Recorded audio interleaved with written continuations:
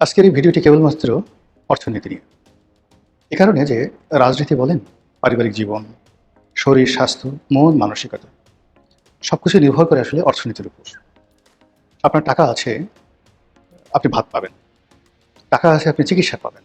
টাকা আছে, আপনার পরিবার পরিজনের মুখে হাসি থাকবে। ফলে আপনার অনেকগুলো সমস্যা থাকা সত্ত্বেও আপনি স্বস্তির মধ্যে থাকবেন। কিন্তু আপনার পকেটে টাকা নেই, শরীর ভরা শক্তি, ঘরে সুন্দর স্ত্রী, সন্তান সন্ততি সফল, সুস্থ।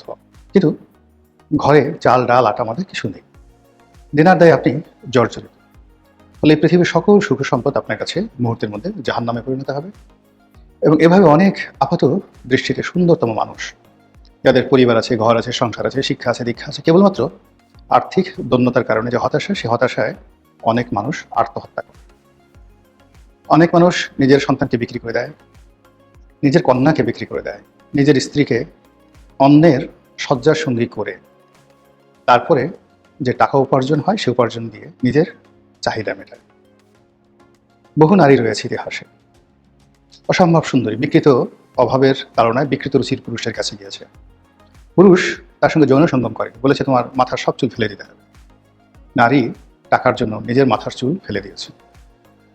তো এই অর্থনীতি, সেই অর্থনীতি এখন আমার জানা মতে স্বাধীনতার পরে এই বাংলায় প্রথম সবচেয়ে বড় মহাসংকটে পড়ে গেছে। সংকটের জন্য কে দায়ী? অনেকেই দায়ী। আপনিও দায়ী, আমরাও দায়ী। শেখ হাসিনা দায়ী, বিএনপি দায়ী, তারেক জিয়া দায়ী, বেগম জিয়া দায়ী। কে না দায়ী? সবার হাতে মোর অর লেস আমাদের এই অর্থনীতিটি ধ্বংস হয়েছে। কারণ কি? প্রথম কারণ হলো যে আমাদের দ্বারা রাজনীতিবিদ তারা বেশিরভাগ মানুষই অভাবগ্রস্ত। বেশিরভাগ মানুষই নিম্নবিত্ত দরিদ্র পরিবার থেকে আসছে। ভালো গাড়ি, ভালো বাড়ি, তারপরে ভোগ বিলাস, জামা কাপড় ইত্যাদির নানা লোভ লালসা, অপূর্ণ ইচ্ছা, আশা আকাঙ্ক্ষা রাজনীতিবিদদের মধ্যে থাকে। খুব অল্প সংখ্যক রাজনীতিবিদ আছেন, যেমন আব্দুল মিন্টু, কিংবা সালাউদ্দিন কাদের চৌধুরী, কিংবা সাবের হোসেন চৌধুরী, বা অ্যাটলিস্ট আমি গোলাম মোহাম্মদ রনি। আমাদের মতো পরিশ্রম করে অর্থ উপার্জন করেছে, সফল হয়েছে। জীবনের ভোগ বিলাসের যত রকম উপকরণ আছে পার্থিব, সবই নিজের উপার্জিত ধনসম্পদ দ্বারা তারা পূর্ণ করেছে। ফলে রাষ্ট্র ক্ষমতা পাওয়ার পর কখনই আমাদেরকে ক্ষমতার যে মোহ, সেই মোহ দ্বারা রাষ্ট্রের একটি পয়সা ক্ষতিগ্রস্ত হতে দেয়নি। কিন্তু ধরুন, যে মানুষটি ঢাকা শহরে একটা ফ্ল্যাট নেই, যার একটা ভালো গাড়ি নেই, ভালো কোনো জামা কাপড় নেই, কিন্তু সে যখন রাষ্ট্র ক্ষমতা পেয়ে যায়, তার একটা কলমের সিগনেচারে হাজার হাজার কোটি টাকার প্রকল্প পাশ হয়। সে সরকারি আমলা হোক, সেক্রেটারি হোক, কিংবা মন্ত্রী হন, এমপি হন, বা অন্য যে কোনো সাংবিধানিক পদে তারা থাকে। তো তাদের মধ্যে যখন এই অভাব বোধ থাকে, 99.99% ক্ষেত্রে তারা দুর্নীতিগ্রস্ত হয়ে পড়ে। 2 নম্বর হলো যে আমাদের দেশের রাজনীতির মতো ব্যবসায়ীদের মধ্যে বিবর্তন খুব, যাকে বলে, দ্রুত হয়েছে। আমাদের দেশের, আমি এখন বলতে পারি যে অনেকগুলো কোম্পানি, যাদের কোম্পানিতে 30,000 40,000 লোক চাকরি করছে, যাদের এক একটা কোম্পানির ব্র্যান্ড ভ্যালু 5,000 6,000 কোটি টাকা হয়ে গেছে। বেশি দিন আগে না, 93 94 95 সালে আমি তাদেরকে এই ঢাকা শহরে বলতে গেলে অসহায়ের মতো হাঁটতে দেখেছি। এটা সাইকেলে চলার মতো অবস্থা তাদের ছিল না। আচ্ছা, এই লোকগুলো এত দ্রুত ধনী হলো কি করে? তারা এই যে আমলাতন্ত্র, দুর্নীতিবাজ আমলাতন্ত্র, রাজনীতিবিদ, তাদেরকে ব্যবহার করে যে সুযোগ নিয়েছে, কখনো ব্যাংক থেকে লোন নিয়েছে, কখনো কোনো একটা এসআরও, কাস্টমসের এসআরও পরিবর্তন করেছে, কখনো প্রতিপক্ষকে শেষ করে দিয়ে নিজেরা একচেটিয়া ব্যবসা করার জন্য তারা একটা মনোপলি শুরু করেছে।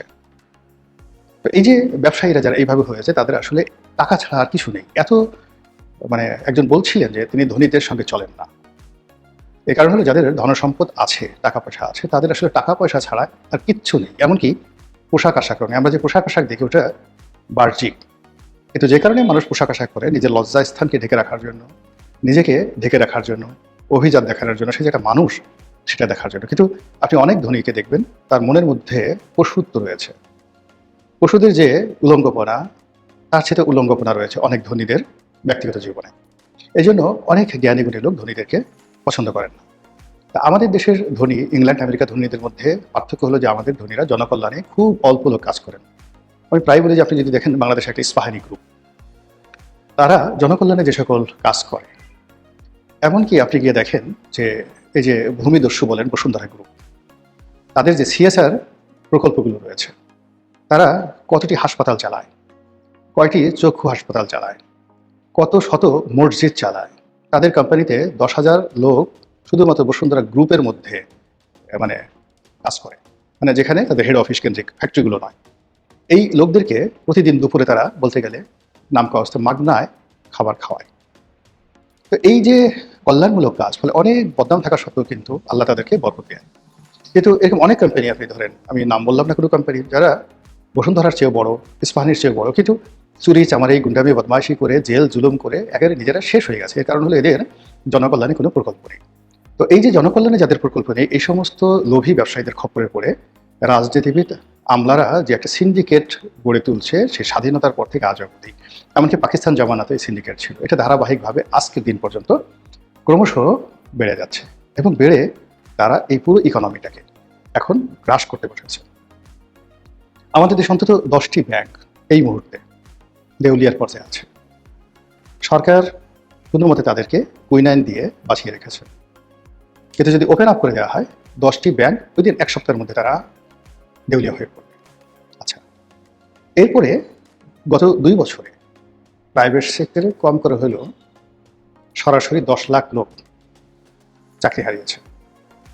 মানে যারা বিভিন্ন ইন্ডাস্ট্রি বা শিল্প গ্রুপে চাকরি করত, হাজার হাজার প্রতিষ্ঠান, তারা 10 লাখ লোক যারা চাকরি হারিয়েছে, তাদের অবস্থা কি এখন চিন্তা করেন।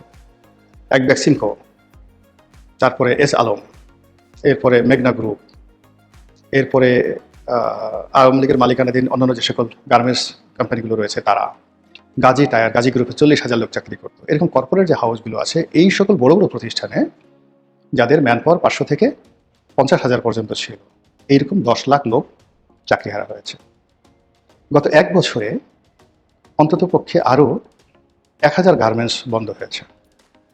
এই গার্মেন্টসগুলো বন্ধ হওয়ার ফলে ব্যাংকগুলো বিপদে পড়েছে, কাস্টমস বিপদে পড়েছে, শিপিং কোম্পানি বিপদে পড়েছে, পোর্ট বিপদে পড়েছে, ইন্স্যুরেন্স কোম্পানি বিপদে পড়েছে, কনজিউমার যে প্রোডাক্টগুলো একটার সাথে আরেকটা জড়িত, তারা বিপদে পড়েছে, এমনকি মসজিদ মাদ্রাসাগুলো বিপদে পড়েছে। এরাও ঠিক আগের মতো দান খয়রাত পাচ্ছে না।